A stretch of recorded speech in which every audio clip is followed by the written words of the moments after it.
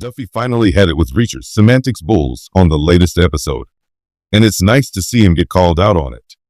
The appeal of Lee Child's Jack Reacher novels is that the main character is both fiercely intelligent and able to snap limbs at a moment's notice.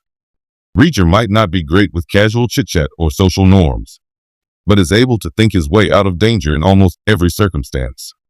Reacher is smart, and he knows it, which can be one of his most irritating traits. Reacher can weaponize his intelligence for both good and bad. As Alan Ritchson himself put it during an Empire interview, he's smart enough to make somebody feel very small, not because of his size, but because of his intelligence. He's a particular fan of arguing semantics, which can be found in the very first episode when Reacher states he's a hobo instead of a vagrant.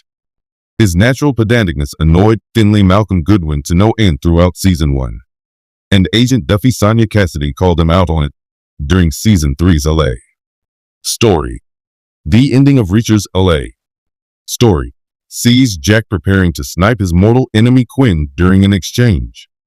This is after Duffy brought the ATF into her operation, but the thought of Quinn merely going to prison is unacceptable to Reacher. As he assembles a massive sniper rifle he bought from a pawn shop, he and Duffy get into an argument about his plan. She recalls Reacher saying he understood her position regarding Quinn's arrest, but in classic Reacher fashion, he responded, "I did understand it. I just don't agree with it." This causes an understandably furious Duffy to bite back with, "Don't pull Reacher's semantics bulls with me." While Reacher's habit of twisting people's words can be cute, pulling that move as he plans to blow Quinn's head off is an obnoxious one. Finley may have called him out on smartacery several times during the first season, but LA. Story is the first time a character has put a label on it. Reacher's bluntness and tendency to condescend can be a big source of humor, but it can also be his most annoying quirk.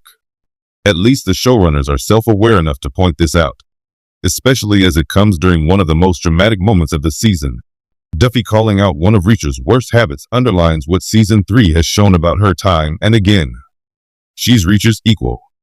This could be seen in their first meeting in Persuader, where Duffy predicted Reacher would jump out his hotel window to avoid meeting DA agents and was already waiting for him.